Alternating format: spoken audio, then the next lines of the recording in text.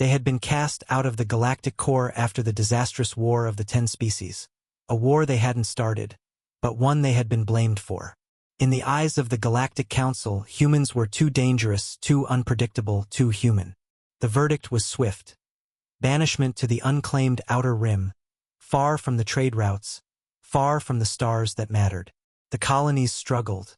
Without access to trade, technology, or protection, the scattered human worlds withered. Some died entirely. Others became shadows of themselves, starving, fractured, forgotten. And yet, they endured. The galaxy moved on, barely sparing them a thought, until the day the sky above the Arcadia colony ignited with the arrival of a single warship. It was unlike anything the galaxy had seen before, sleek, dark as obsidian, bristling with weaponry that seemed to hum with restrained fury. Its name, written in stark white lettering along its armored hull, was a name every human knew: HSS Vengeance. From orbit, the warship's captain sent a transmission. "This is Captain Elias Rourke of the Terran Defense Fleet." The deep voice echoed across every comm channel. "We're home." The colonists gathered in the open square, eyes wide, breath caught. Many had grown up hearing bedtime stories of Earth, of oceans and forests they had never seen, of a history they were denied. Some wept openly.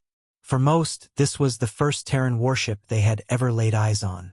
But the galaxy noticed, too. Within hours, long-range sensor buoys began relaying data to nearby alien systems. The Exile was supposed to have broken humanity's back. The humans were meant to be scattered nomads, clinging to survival. And yet here was a warship, alone, yes, but radiating power in every sensor ping. Some alien captains laughed. One ship was no threat. One ship could not stand against the Council's fleets. They were wrong. The Vengeance's arrival was not an act of desperation. It was a declaration. Captain Rourke had not come merely to visit. He had come to stay. When the Karth Dominion sent a squadron to politely escort the human vessel back to the rim, the Vengeance turned toward them without hesitation. The battle lasted 7 minutes. When it was over, 6 Dominion frigates were reduced to expanding clouds of molten debris. The 7th limped away, engines sputtering, hull scorched black. Survivors spoke in hushed, terrified tones of weapons that tore through shields as though they weren't there, of railguns that fired slugs the size of dropships, of a human ship that moved like a predator in blood-scented waters. The Council called an emergency session. Debates raged. The old fear returned. They had pushed humans into the darkness, and in that darkness humanity had grown teeth. In the weeks that followed, the Vengeance moved from colony to colony, reuniting lost human settlements, delivering food and medicine, and broadcasting one unshakable message.